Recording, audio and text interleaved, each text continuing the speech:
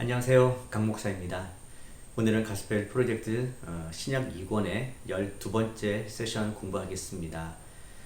예수님께서 혈류병 걸린 여인을 고쳐주시고 또 야이로의 딸을 살려주시는 내용입니다. 오늘 신학적 주제는 예수님의 권세는 부정함의 수치심과 죽음의 저주를 물리칩니다. 인간이 당할 수 있는 그 죄의 결과로서의 수치심, 또 그 죄의 문제뿐만 아니라 오늘은 죽음까지도 예수님께서 이기시는 권세를 가진 분이라는 사실을 함께 좀 다루고요. 이제 마지막 다음 과에서는 죽음에 대한 내용들을 조금 더 다루도록 하겠습니다.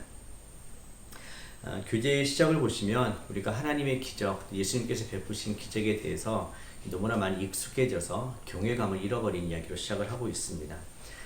특별히 성경에 나오는 이야기를 우리가 너무나 잘 알기 때문에 이제는 그 기적에 대해서 우리 자신조차도 감격이 없고 별로 놀라지 않는 때가 좀 많습니다. 그렇지만 우리가 하나님에 대해서 온전히 알아가고 또 그분을 매일매일 경험하다 보면 우리에게 꼭 필요한 것이 하나님이 정말 이렇게 놀라운 일들을 하시는구나. 진짜 하나님은 놀라운 분이시고 위대한 분이시구나. 정말 하나님의 권세는 엄청나다는 것을 우리가 새롭게 깨닫고 또 그분께 합당한 반응을 하는 것이 우리 신앙생활에 너무나 중요한 부분입니다.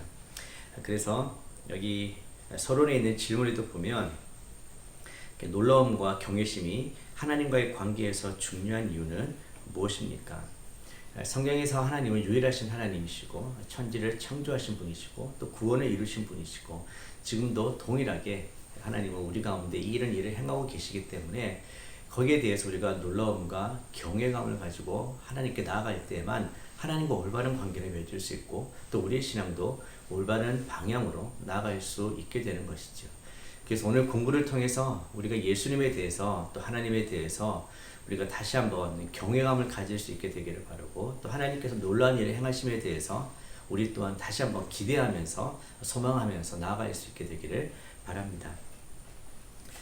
자, 오늘 세션에서는 혈류증을 앓는 여인을 치유하시고 야이로의 딸을 살리신 예수님의 모습에서 우리는 질병과 수치심과 심지어 죽음까지도 이기시는 하나님의 능력을 보게 될 것입니다.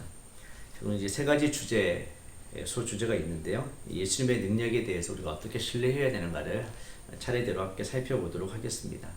첫 번째 소주제는 질병을 치유하시는 예수님의 능력을 신뢰하십시오. 마가복음 5장 21절에서 29절까지 말씀입니다. 본문을 읽겠습니다. 예수께서 배를 타시고 다시 맞은편으로 건너가시니 큰 무리가 그에게로 모이거늘 이에 바닷가에 계시더니 회당장 중에 하나인 야이로라 하는 이가 와서 예수를 보고 발 아래 엎드려 간곡히 구하여 이르되 내 어린 딸이 죽게 되었사오니 오셔서 그 위에 손을 얹으사 그로 구원을 받아 살게 하소서 하거늘 이에 그와 함께 가실새 큰 무리가 따라가며 애워싸 밀더라. 12해를 혈류증으로 앓아온 한 여자가 있어 많은 의사에게 많은 괴로움을 받았고 가진 것도 다 허비하였으되 아무 효험이 없고 도리어 더 중하였던 차에 예수의 소문을 듣고 무리 가운데 끼어 뒤로 와서 그의 옷에 손을 대니 이는 내가 그의 옷에만 손을 대어도 구원을 받으리라 생각함일러라. 이에 그의 혈루 근원이 곧 마름에 병이 나은 줄을 몸에 깨달으니라. 오늘 두 인물이 등장합니다. 첫 번째는 회당장 중에 하나인 야이로이죠. 야이로에게 있어서 지금 가장 큰 문제는 어린 딸이 죽게 되었다라는 것입니다. 그래서 회당장이라는 높은 지위에도 불구하고 그에게는 간절함과 절박함이 있었습니다. 그래서 예수님을 찾아왔고요. 발 아래 엎드리고 간곡히 구합니다. 자, 이렇게 예수님께 나올 수 있었던 이유는 바로 야이로에게 믿음이 있었기 때문이죠. 예수님이 고치실 수 있다라는 것. 그래서 예수님께 이렇게 간구합니다. 오셔서 그 위에 손을 얹으사 그로 구원을 받아 살게 하소서. 예수님에 대한 소문도 들었고 예수님께서 이런 식으로 치유하셨다는 것도 알고 있었던 것 같아요. 그래서 예수님께 이런 간구를 하십니다. 자, 이 간구에 대해서 예수님께서 오케이 하셨어요. 그래서 함께 가십니다. 자, 그런데 그 사이에 가는 또 중간에 사건이 하나 일어나죠. 바로 12년 동안 혈루증을 앓아온 여인이 등장합니다. 자, 지금 어린 딸이 죽게 된 이 상황을 맞이한 야이로, 그리고 또 12년 동안 혈루증이라는 병을 앓아온 여인, 모두 다 정말 절박하고 어쩌면 소망이 없는 상황에서 붙들 수 있는 유일한 방법이 예수님이었습니다. 그래서 예수님께로 가게 되죠. 12해를 혈루증으로 앓아온 여인도 예수의 소문을 들었다라고 27절에 이야기합니다. 예수님께서 자기와 같은 이런 중병을 고치신 소문을 들은 것이죠. 소식을 들었습니다. 바로 예수님에 대한 이 좋은 소식을 듣고 반응을 하게 된 것입니다. 사람들은 예수님에 대한 소식을 들어도 반응하지 않는 사람들이 있습니다. 그렇지만 믿음을 가지고 예수님께로 나온 사람들도 있는 것이죠. 자, 성경을 보면 바로 그 믿음을 가지고 예수님께 나온 사람을 예수님께서는 멸시하지 않으시고 만나주시고 또 그 문제를 해결해 주시는 것을 볼 수 있습니다. 자, 12해를 혈루증으로 앓아온 여인을 마가는 조금 더 자세하게 이야기를 합니다. 많은 의사에게 많은 괴로움을 받았다. 자, 이 병을 고쳐보려고 오랜 기간 동안 여러 의사들을 찾았습니다. 인간적으로 할 수 있는 모든 방법들을 해보았다라는 것이죠. 하지만 소용이 없었습니다. 자, 이 오랜 기간을 많은 의사에게 다녔기 때문에 가진 것도 다 허비하였다. 즉 재정적으로도 이제 거의 파산 상태가 되었습니다. 아무 효용이 없습니다. 더 심각한 것은 그 병이 더 중하여졌다라는 것입니다. 몸은 더 안 좋아지고요. 가진 것도 이제 없게 된 것이죠. 바로 그럴 때 예수님의 소문을 들었고 예수님께로 가게 된 것입니다. 얼마나 이 두 사람이 절박했겠습니까? 특별히 이제 오늘 첫 번째 부분에서는 혈루증을 앓은 여인은 그의 그 혈루, 피가 흐르는 병이기 때문에 부정한 사람이었습니다. 그래서 그녀에게는 경제적인 어려움도 있었을 뿐만 아니라 사회적인 소외감, 거기서 오는 고통과 괴로움도 있었습니다. 자, 교재 128페이지를 보시면 야이로와 혈루증을 앓는 여인에게서 절박한 믿음의 4가지 특징을 발견할 수 있습니다. 오늘 이 기적 사건에서 우리가 포커스를 맞춰야 되는 부분은 바로 이 믿음에 대한 부분입니다. 야이로가 가졌던 믿음, 또 혈루증 여인이 가졌던 믿음에 대해서 함께 좀 집중해서 보면 좋겠습니다. 자, 4가지 특징을 한번 정리를 해보겠습니다. 첫 번째는 그들의 믿음은 오로지 예수님께만 소망을 두었습니다. 자, 예수님께만 집중한 것이죠. 눈을 고정했습니다. 다른 데서 소망을 찾을 수 없고 오직 예수님만이 소망이라는 것을 그들은 알았습니다. 바로 그것이 그들의 믿음이었죠. 자, 두 번째입니다. 그들의 믿음은 절박했고 비타협적이었습니다. 즉 예수님께서 여러 선택지 중에 하나가 아니라 유일한 선택이었다라는 것입니다. 마지막 밧줄을 붙잡는 심정으로 예수님께 소망을 두고 갔던 것이죠. 자, 세 번째, 그들의 믿음은 집요했습니다. 자, 두 사람 모두 결연한 의지를 보여주었죠.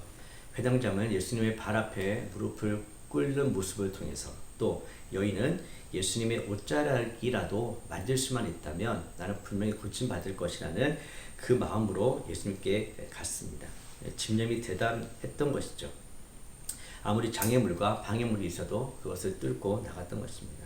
자, 네 번째, 그들의 믿음은 기대감에 차 있었습니다. 자, 야이로는 예수님이 그의 딸을 치료하실 것이라고 기대했습니다. 여인도 자기 몸이 회복될 것이라고 믿었습니다. 나을지도 몰라가 아니라 분명히 나을 거야 라고 믿었던 것이죠. 그래서 예수님 앞에 그렇게 이야기를 한 것입니다.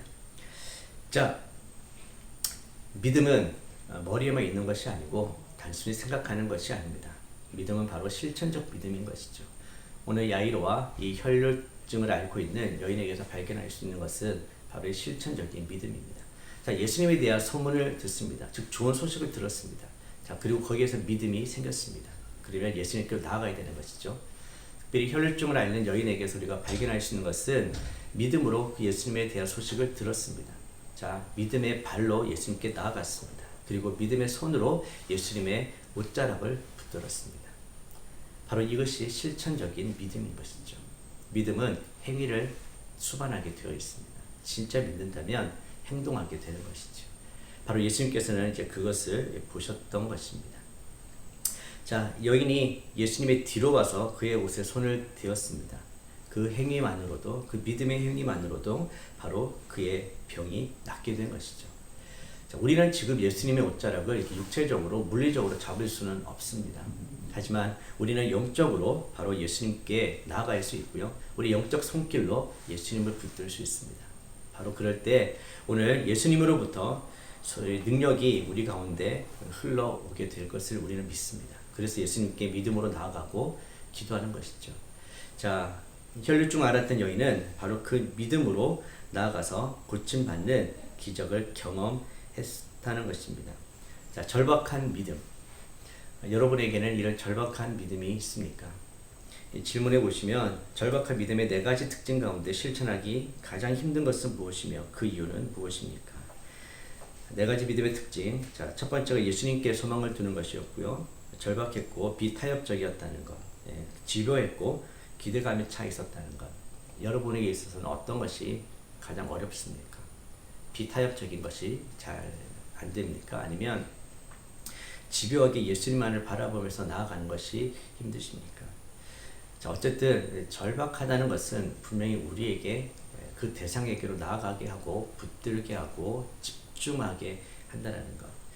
자, 우리가 이 믿음을 가지고 예수님께 나아갈 수 있게 되기를 바랍니다. 자, 오늘 이 기적이 일어났을 때의 2번째 세션에서는 예수님께서 그 여인에게 하신 일들이 좀 등장하는데요. 좀 함께 살펴보겠습니다. 자, 2번째 소주제는요. 수치심을 없애주시는 예수님의 능력을 신뢰하십시오. 마가복음 5장 30절에서 34절까지 말씀입니다. 본문을 읽겠습니다.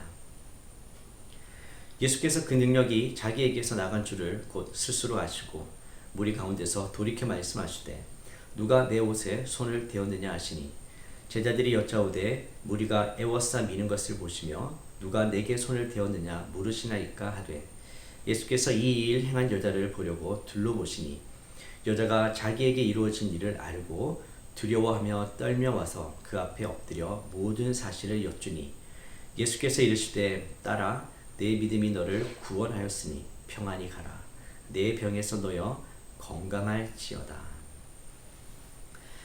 자, 혈류증을 앓았던 여인이 예수님의 뒤로 가서 손을 대었습니다. 그 옷자락에 손을 대었을 때 자기 병이 나았습니다. 자, 이 순간에 예수님도 자기 몸에서 그 능력이 나간 것을 아셨어요. 그리고 주위를 둘러보면서 이렇게 이야기하신 것이죠. 누가 내 옷에 손을 대었느냐. 예수님께서는 사람들이 어떤 그 매직, 마술적인 또 주술적인 어떤 그런 의미에서 옷을 대면 그냥 병이 낫고 이런 것이 아니라 분명히 이 여인은 믿음으로 고침받았고 또 믿음으로 구원받았다는 것을 보여주기 위해서 일부러 이 말씀을 하실 것 같아요. 누가 내 옷에 손을 대었느냐. 그래서 여인이 직접 나와서 그 이야기를 하는 것을 원하셨고 그리고 예수님께서는 마지막으로 이렇게 말씀하신 거죠. 딸아 내 믿음이 너를 구원하였으니 평안히 가라. 믿음에 대해서 인정해 주셨고 믿음으로 구원받았다는 것을 선포해 주신 것입니다. 그리고 그 결과 그 여인에게는 육체적인 질병뿐만 아니라 그의 영혼도 구원받았습니다. 그래서 참 평안이 그 여인에게 임했다는 것을 선포해 주시는 것이죠. 자, 교재를 보겠습니다. 중간쯤에요. 130페이지. 아담과 하와가 에덴 동산에서 죄를 지은 결과로 세상은 사망과 질병을 앓게 되었습니다. 죄의 결과로 나타난 현상들에서 자유로운 인생은 없습니다. 즉, 이 질병이란 것, 그리고 우리가 사는 세상, 타락했다는 것, 이 모든 것이 바로 죄의 결과라는 것입니다. 즉, 세상은 죄로 물들어 있고 또 우리 인생도 죄로 물들어 있습니다. 자, 바로 이 부분들을 예수님께서 해결해 주시는 것이죠. 자, 계속해서 좀 교재를 보겠습니다. 질병 때문에 이 여인은 조롱과 수치심에 살았습니다. 질병 때문에 부정하다는 취급을 받았습니다. 레위기 15장 19절에서 33절에 보면 그 율법의 정결 예식이 있는데요. 정결법이 있는데 거기에 보면 이 피 흘린 자는 부정하다라고 이야기를 합니다. 그래서 그 여자가 만지는 모든 사람이나 그릇 또 물건들도 다 부정하게 됩니다. 자, 그런 의미에서 부정한 사람은 이 정한 사람에게 갈 수 없습니다. 즉, 이 부정한 여인은 예수님께 원래는 갈 수 없었지만 그에게는 절박함이 있었고 예수님만이 유일한 소망이었기 때문에 이런 상황을 알았지만 예수님께 갑니다. 자, 그런데 놀라운 것은 예수님이 부정해지셨다라는 그런 내용이 없고 오히려 예수님의 그 정결케 하심이 그 여인의 그 부정함을 덮습니다. 바로 이것이 예수님의 능력인 것이죠. 자, 이 이야기의 여인처럼 우리도 죄 때문에 하나님과 멀어지고 부정하게 됩니다. 즉, 죄라는 것은 하나님과 우리를 멀어지게 하는 것이죠. 그리고 죄 때문에 또 하나님께 다가가지 못하게 만듭니다. 그래서 이 죄를 지은 사람들의 가장 기본적이고 1차적인 행동은 하나님으로부터 멀어지는 것입니다. 등을 돌리는 것이죠. 그렇지만 우리 그리스도인은 예수님을 통해서 하나님과 가까워진 사이가 되었습니다. 그래서 비록 우리가 죄를 지어도 우리가 하나님께 멀어지는 것이 아니라 오히려 더 하나님께로 나아가야 합니다. 그 죄를 해결하실 수 있는 분 예수님을 통해서 우리는 더 하나님께 나아가야 되는 것이죠. 바로 이것이 우리 그리스도인이 누릴 수 있는 정말 놀라운 특권입니다. 자, 죄 때문에 이 여인은 수치심을 가지고 살았습니다. 그렇지만 이 수치심 때문에 우리는 더 이상 휘둘릴 필요가 없습니다. 자신을 숨길 필요도 없고 어둠에 숨을 필요도 없습니다. 예수님 앞에 그 빛 앞에 나아가면 그 모든 것이 해결받을 수 있습니다. 사람들 사이에서는 분명히 수치심이 큰 문제입니다. 그래서 사람과 관계할 수도 없고 더 방어적이 될 수밖에 없습니다. 스스로를 아주 낮추어 볼 수밖에 없지만 그러나 이 복음, 즉 예수님을 만나게 되면 수치심을 통해서 오히려 우리는 예수님의 능력과 우리를 위로하시고 우리를 새롭게 하시는 그 하나님의 손길을 경험하면서 예수님 안에서 이제는 죄인이 아니라 의인으로서 빛 가운데로 살아갈 수 있게 되는 것입니다. 오늘 성경 공부를 하면서 바로 예수님의 그 능력을 우리가 확신하면서 이제는 우리가 수치심 가운데 죄의 그 수치심 속에 휘둘리는 자가 아니라 이제는 빛 가운데서 정말 자유함으로 하나님 앞에 나아가서 참 기쁨과 참 평강을 누릴 수 있는 그런 여러분이 되시기를 축복합니다. 핵심 교리를 보겠습니다. 41번째 죄책과 수치입니다. 죄책이란 잘못된 행위에 대해 객관적 책임이 있음을 말하는 범책을 말하며 또한 그렇게 범책을 짊어지는 자가 벌을 받아야 할 책임이 있음을 말하는 벌책을 포함합니다. 이러한 자에게 하나님은 죄에 따른 징계 또는 형벌을 내리십니다. 수치란 죄를 지음으로써 느끼게 되는 고통의 감정입니다.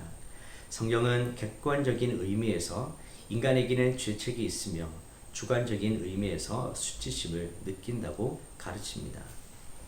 네, 바로 죄책과 수치는 연결되는 것입니다. 이 질문해 보시면 그리스도의 사역은 우리의 수치심을 어떻게 씻어줍니까? 예수님이 십자가에서 우리를 위해서 행하신 그 모든 일은 바로 이 죄 때문에 오는 이런 우리의 수치심까지 죄책까지 다 해결했다고 선포하는 것입니다. 그래서 더 이상 수치심을 느낄 필요가 없는 것이죠. 예수님 안에서는.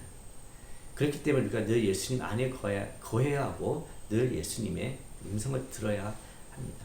사탄은 늘 이 수치심을 우리에게 주면서 하나님으로부터 멀어지게 합니다. 그러나 우리는 그 사탄의 음성은 듣지 말아야 하고요. 성령께서 우리 안에서 이전의 모습으로 수치심을 갖는 존재가 아니라 이제 예수님 안에서 새로운 피조물로서 우리가 얼마나 하나님의 형상으로서 존귀한 자인지를 계속 말씀해 주실 때에 그 말씀을 듣고 하나님께로 더 가까이 나아갈 수 있는 저 여러분이 되기를 바랍니다. 자, 이제 세 번째 주제입니다. 죽음의 저주를 물리치시는 예수님의 능력을 신뢰하십시오. 마가복음 5장 35절에서 43절까지 말씀입니다. 아직 예수께서 말씀하실 때에 회당장의 집에서 사람들이 와서 회당장에게 이르되 당신의 딸이 죽었나이다. 어찌하여 선생을 더 괴롭게 하나이까?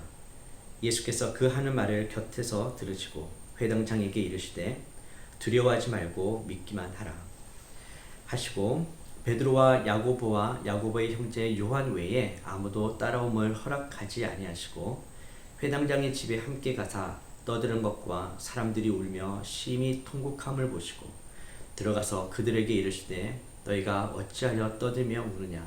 이 아이가 죽은 것이 아니라 잔다 하시니 그들이 비웃더라. 예수께서 그들을 다 내보내신 후에 아이의 부모와 또 자기와 함께한 자들을 데리시고 아이 있는 곳에 들어가사 그 아이의 손을 잡고 이르시되 달리다 굼 하시니 번역하면 곧 내가 네게 말하노니 소녀야 일어나라 하심이라. 소녀가 곧 일어나서 걸으니 나이가 12살이라. 사람들이 곧 크게 놀라고 놀라거늘 예수께서 이 일을 아무도 알지 못하게 하라고 그들을 많이 경계하시고 이에 소녀에게 먹을 것을 주라 하십니다. 자, 예수님께서 야이로가 찾아와서 자기의 딸이 죽게 되었으니 함께 가서 고쳐달라고 했을 때에 가셨습니다. 그런데 너무나 많은 사람들이 둘러싸서 예수님을 이렇게 밀고 밀치고 하니까 쉽게 이동하기가 어려웠을 겁니다. 근데 거기다가 또 혈루증을 앓았던 여인이 뒤에서 예수님 옷자락을 만지는 바람에 예수님께서 치유하시고 대화하시면서 많이 지체가 되었습니다. 바로 그때에 회당장에서 그 집에 사람들이 와서 딸이 죽었다라고 이야기를 합니다. 자, 이 이야기를 들은 야이로의 마음은 어땠을까요? 너무나 충격적이고 또 너무나 슬펐겠죠. 내가 사랑하는 그 어린 딸이 죽었습니다. 분명히 예수님께서 함께 가시며 고쳐주실 줄 알았는데 지체되면서 그 딸이 죽은 것입니다. 타이밍을 놓친 것이죠.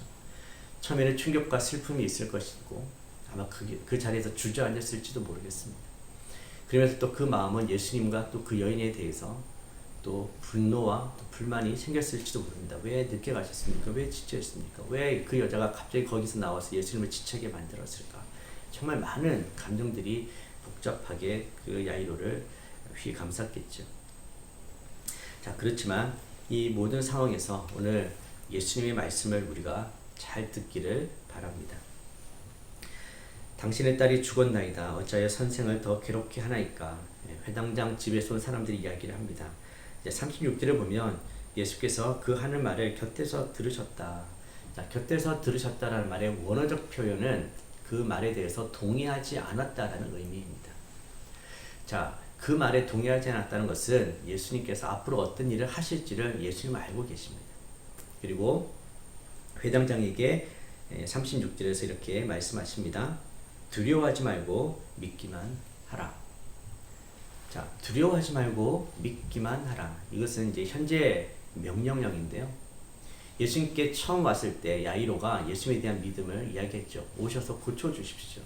바로 그때 가졌던 그 믿음, 지금 딸이 죽었다는 소식을 들은 지금에도 그 믿음을 계속 가지라는 것입니다. 자, 예수님께서 우리에게 원하시는 것은 일회적인 믿음이 아니라 지속적인 믿음, 변하지 않는 믿음, 끊임없이 포기하지 않는 이 믿음을 요구하시는 것이죠. 두려워하지 말고 믿기만 하라. 오늘 여러분에게 주시는 예수님의 말씀입니다. 여러분, 첫 믿음, 정말 예수님이 하실 수 있을 거라는 그 믿음이 여러분이 가장 어처구니 없는 일을 당할 때, 불가능한 일을 당할 때, 너무나 슬픈 일을 당할 때에도 그 믿음을 계속 가지라는 것입니다. 포기하지 말고 예수님만 바라보고 두려워하지 말고 믿음으로 나아가라는 것이죠. 오늘 이 놀라운 믿음이 여러분에게 있게 되기를 축복합니다. 바로 예수님은 야이로에게 그 믿음을 요구하셨습니다. 자, 그리고 회당장의 집에 갔을 때 많은 사람들이 있었고 또 떠들고 울며 통곡하는 사람들이 보입니다. 자, 예수님께서 이런 상황에 대해서 뭐라고 하시냐면 또 놀라운 선포를 하시죠. 이 아이가 죽은 것이 아니라 잔다라고 이야기합니다. 성경에는 죽음에 대해서 이 자는 것으로 표현하는 것이 있는데요. 바로 죽음은 인생의 끝이 아니라 잠깐 또 잠을 자고 일어나는 것, 그래서 다른 세상에서 깨어나는 것이죠. 자, 이런 관점을 가질 때 우리는 죽음에 대해서 다르게 접근할 수가 있습니다. 자, 이 죽음에 대해서는 다음 과에서 나사로가 살아나는 그 부분에서 다시 한번 좀 깊게 말씀을 나누도록 하겠습니다. 자, 예수님께서는 예수님의 이 말씀에 대해서 비웃는 사람들은 그 방에서 다 내보내시고요. 이제 누구만 데리고 오냐면 베드로, 야고보, 요한과 그 부모님만 데리고 아이가 있던 곳에 들어가십니다. 자, 예수님이 하신 걸 보십시오. 그의 손을 잡습니다. 자, 죽은 자, 이 시체죠. 시체를 만진 사람은 부정해지지만 예수님은 그런 것에 아랑곳하지 않습니다. 손을 대십니다. 터치를 하시는 것이죠. 자, 만지시고 뭐라고 하십니까? 달리다 굼, 소녀야 일어나라. 자, 이 달리다 일어나라는 것은 이 성경에 보면 예수님의 부활과 관련되어서 쓰였던 표현입니다. 오늘 이 야이로의 딸이 살아나는 이 사건은 예수님의 부활 사건을 예표하고 있는 사건입니다. 달리다 굼, 소녀야 일어나라. 예수님은 본인이 부활이십니다. 본인이 생명이시죠. 그렇기 때문에 다른 사람의 생명도 살릴 수가 있습니다. 이 아이가 바로 그 예수님의 말씀을 듣고 일어납니다. 곧 일어나는 것이죠. 자, 이 소녀는 이례적으로 살았습니다. 이 소녀가 영원히 살지는 않죠. 또 언젠가 죽었을 것입니다. 자, 그렇지만 예수님의 그 부활을 생각하면 그것은 영원한 생명입니다. 바로 우리가 그 부활에 참여하는 자가 되는 것이죠. 예수님과 함께 죽고 우리는 예수님과 함께 부활하는 자. 그래서 예수님의 놀라운 부활 생명이 우리에게 임하는 것입니다. 오늘도 정말 이 부활의 능력으로 우리가 승리하는 삶을 살아갈 수 있게 되기를 바랍니다. 자, 오늘 이 교재의 132페이지에 보시면 어떤 상황에서도 우리는 죽음의 저주를 두려워할 필요가 없습니다. 어떻게 또 왜 예수님을 신뢰해야 될까? 어떤 점에서 예수님을 신뢰해야 되는가? 자, 이것도 네 가지로 정리가 되어 있는데요. 첫 번째, 예수님의 능력을 신뢰해야 합니다. 예수님은 육체의 질병, 또 영적인 문제, 그리고 죄의 문제, 그리고 더 나아가서 이 죽음까지도 해결할 수 있는 권세를 가진 그 능력을 가진 분이라는 것을 신뢰해야 합니다. 두 번째, 예수님의 임재를 신뢰해야 합니다. 우리가 어떤 상황이 있든지 우리를 떠나지 않는, 우리를 버리지 않는 그 예수님을 신뢰해야 합니다. 예수님은 세상 끝날까지 우리와 함께 하신다고 약속하신 분입니다. 그래서 우리는 예수님의 임재를 신뢰해야 하는 것이죠. 세 번째, 예수님의 긍휼을 신뢰해야 합니다. 예수님은 항상 긍휼의 마음으로 자비를 베풀고 은혜를 베푸시는 분입니다. 예수님은 모든 일에서 우리의 연약함을 불쌍히 여겨주십니다. 히브리서 4장 15절 16절을 보시면 우리에게 있는 대제사장은 우리의 연약함을 동정하지 못하실 리가 아니요 모든 일에 우리와 똑같이 시험을 받으신 이로되 죄는 없으시니라. 그러므로 우리는 긍휼하심을 받고 때를 따라 돕는 은혜를 얻기 위하여 은혜의 보좌 앞에 담대히 나아갈 것이니라. 아멘. 자, 네 번째, 예수님의 약속을 신뢰해야 합니다. 예수님은 항상 약속하시고 그것을 이루어주시는 분이시죠. 자, 우리가 예수님에 대한 신뢰, 어떤 신뢰해야 됩니까? 첫 번째, 능력에 대해서, 두 번째, 임재, 세 번째, 긍휼, 네 번째, 약속. 자, 우리가 이 믿음을 가지고 있을 때에 하나님을 기다릴 수가 있습니다. 야이로의 경우에서 보듯이 지체되었지만, 그래서 그 일이 이제 불가능해 보이지만, 그러나 예수님은 그 모든 것을 뛰어넘어서 일을 하십니다. 바로 우리에게 있는 소망이 있고, 바로 그 소망은 우리로 하여금 인내할 수 있게 하는 것이죠. 하나님은 우리가 올라가야 할 계단을 끝까지 보여주시지는 않지만 필요할 때마다 다음 계단을 보여주시는 신실한 분이십니다. 우리가 모든 것을 다 알고 가는 길이 아니라 보여주실 때마다 그것을 보고 믿음으로 한 걸음 한 걸음 가는 것입니다. 전체 길을 다 알 수 있는 그런 내비게이션이 우리에게 주어지지는 않지만 그러나 우리에게 분명한 나침반이 있기 때문에 그 방향을 향해서 목표를 향해서 믿음으로 걸어가게 되는 것이죠.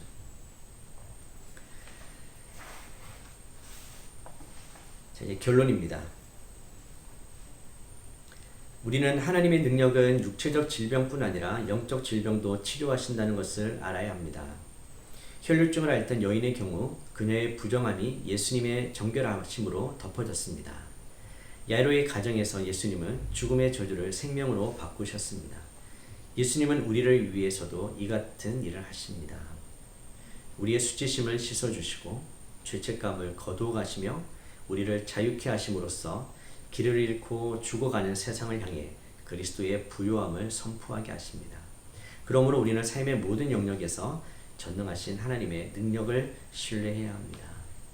오늘 우리가 이 하나님에 대한 온전한 믿음, 절박하고 끈질긴 믿음, 그러나 참된 믿음, 이 믿음을 갖게 되기를 축복합니다. 그리스도와의 연결입니다. 예수님 주변에 있던 많은 사람을 밀치며 나아갔던 여인은 율법적으로 부정한 자로 그녀와 접촉한 모든 사람이 부정하게 되었습니다. 그런데 그녀가 예수님께 손을 대자 그녀의 병이 곧 나았습니다. 예수님의 정결함이 그녀의 부정함보다 더 강력했던 것입니다. 이 이야기에서 우리는 그리스도께서 십자가에서 우리를 위해 이루신 일을 떠올리게 됩니다. 예수님의 죽음과 부활을 믿으면 우리의 수치가 씻기고 우리의 죄책이 면제됩니다. 하나님이 우리를 자기 아들처럼 순수하고 거룩하게 만들기 시작하십니다. 아멘. 이렇게 예수님께서는 12년 동안 앓았던 그 병도 고치시고 또 죽음을 해결해 주시면서 하나님 나라가 임할 때에 우리가 누릴 수 있는 놀라운 축복을 미리 보여주셨습니다.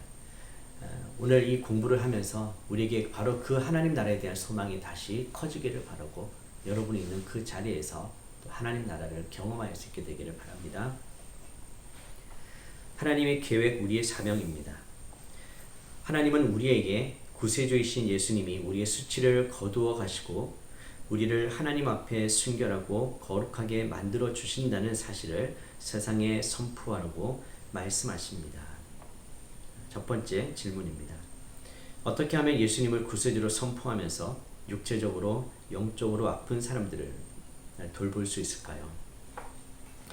예수님이 구세주가 되신다는 그것은 가장 기본적으로 죄의 문제를 해결해 주시죠. 그러나 예수님은 또한 우리의 육체적인 문제도 해결해 주신다는 것. 그래서 그렇게 고통 가운데 있는 사람들을 우리가 찾아갈 수 있고 우리가 다 고치고 우리가 다 해결할 수는 없지만 그러나 예수님의 그 능력과 권세를 인정하고 그들을 위해서 우리가 기도할 수 있고 또 그들의 구체적인 필요에 대해서 우리가 채우는 역할을 감당할 수가 있는 것이죠. 네, 그들 안에 예수님을 향한 또 믿음이 생길 수 있도록 우리가 도움을 줄 수도 있습니다. 자, 두 번째 질문. 어떻게 하면 수치에 시달리는 사람들을 예수님의 복음으로 보살펴 줄 수 있을까요? 사람들은 이 수치심 때문에 자기 자신을 숨기고 마치 동굴에 숨는 것처럼 나오지 않습니다. 그렇지만 해결하기 위해서는 그것이 드러나야 하는 것이죠. 자, 이 복음은 바로 빛 가운데로 그들을 인도하면서 예수님 안에서는 더 이상 우리가 수치심을 가질 필요가 없는 존재라는 것. 더 이상 우리에겐 눈물이 아니라 이제는 하나님 안에서 참된 기쁨을 누릴 수 있게 되었다는 것을 그들에게 나눌 수 있었으면 좋겠습니다. 우리도 이전에는 이런 사람이었는데 예수님을 만나고 이렇게 변화되었다라는 또 그런 삶의 간증을 통해서도 그 사람들에게 이 수치심에 더 이상 시달릴 필요가 없고 휘둘릴 필요도 없고 예수님 앞에 나와서 참으로 해결되고 예수님이 우리의 모든 것들을 아실 뿐만 아니라 또 긍휼을 베풀어 주셔서 온전히 고쳐주신다는 것, 그것을 나눌 수 있지 않을까 생각을 해봅니다. 그래서 예수님이 하신 일들, 우리를 통해서 하신 그 일들을 또 함께 나누면서 예수님께로 인도하고 그들의 마음을 함께 좀 이렇게 나누면서 또 다듬어 주면서 또 기도하면서 이웃이 되고 또 친구가 되어 주시면 참 좋겠습니다. 자, 세 번째입니다. 죽음에 직면한 사람이나 그런 사람을 사랑하는 이들을 위해 예수님의 이름으로 우리가 할 수 있는 일은 무엇일까요? 죽음에 직면한 사람들, 마치 죽은 사람들처럼 사는 사람들이 우리 주위에 있습니다. 자, 오늘 이 야이로의 딸을 살려주신 예수님을 보면 모든 이들이 불가능하다 생각했을 때, 비웃었을 때 예수님은 오히려 그것을 비웃듯이 살려주셨습니다. 터치해 주셨고요. 달리다 붐, 말씀으로 생명을 주셨습니다. 자, 우리가 그것을 안다면 우리도 예수님의 이름으로 그런 고통 가운데 있는 분들, 또 죽음을 눈앞에 두고 있는 분들을 향해서 기도할 수 있습니다. 예수님께서 모든 죽어가는 사람들을 고치진 않으셨습니다. 그렇지만 예수님은 그 기도 가운데 또 그런 능력을 행하실 수도 있는 분입니다. 그렇기 때문에 우리는 그 예수님의 능력과 권세를 믿고 선포하며 기도할 수 있습니다. 더 중요한 것은 그렇게 죽음에 직면한 사람, 또 그런 사람들을 우리가 사랑하는 것이고요. 또 그들 가운데 하나님의 선한 뜻이 반드시 이루어진다는 것을 우리가 믿고 또 그들에게도 그런 예수님을 소개하고 그 예수님 안에서 참된 자유와 평강을 누리며 더 나아가서는 죽음이 끝이 아니라 영원한 하나님 나라 그 소망을 줄 수 있는 그런 저와 여러분이 되기를 바랍니다. 바로 그런 소망이 있다면 이 땅에서의 모든 죽음과 고통을 우리는 넉넉하게 이겨낼 수가 있게 되는 것이죠. 오늘 성경 공부를 하면서 예수님이 우리의 모든 수치를 다 해결해 주셨다는 것, 씻어 주셨다는 것, 또 우리의 눈물도 씻겨 주시고 우리에게 참된 기쁨을 주시는 분, 우리에게 영원한 생명을 주시는 분이라는 것을 우리가 확실하게 믿고 세상 가운데서 그렇게 살아가기를 원합니다. 또 오늘 믿음에 대한 이야기를 나누었는데요. 정말 실천하는 믿음, 끈질기게 포기하지 않고 예수님만 바라보고 예수님만을 선택하고 예수님께만 소망을 두는 그런 믿음, 예수님의 능력에 대해서 정말 우리가 확실하게 믿고 예수님만이 우리의 소망이고 그 약속을 반드시 지키시는 분이라는 것을 확실하게 믿고 또 그분이 우리와 늘 함께 하신다는 그것을 분명하게 신뢰하면서 오늘의 하루를 그리고 여러분의 인생을 늘 승리하는 삶으로 살아가시게 되기를 축복합니다. 기도하겠습니다. 하나님 아버지, 예수님께서 우리와 함께 하실 때 우리 모든 수치심을 벗겨주시고 또 우리 모든 눈물을 씻겨주시는 분임을 우리가 믿습니다. 이제는 우리가 주님 안에서 정결한 자로서 존귀한 또 보배로운 자로서 하나님의 자녀로서 참 자유와 기쁨과 감사를 누리는 자로 살게 하여 주시옵소서. 우리에게 들려주신 예수님의 말씀을 통해서 우리 믿음이 자라가게 하시고 우리의 또 믿음이 실천하는 믿음으로 더 주님 앞에 나아갈 수 있게 되기를 간절히 소망합니다. 그래서 믿음으로 날마다 승리하는 저희들이 되게 하여 주시옵소서. 예수님의 이름으로 기도드립니다. 아멘.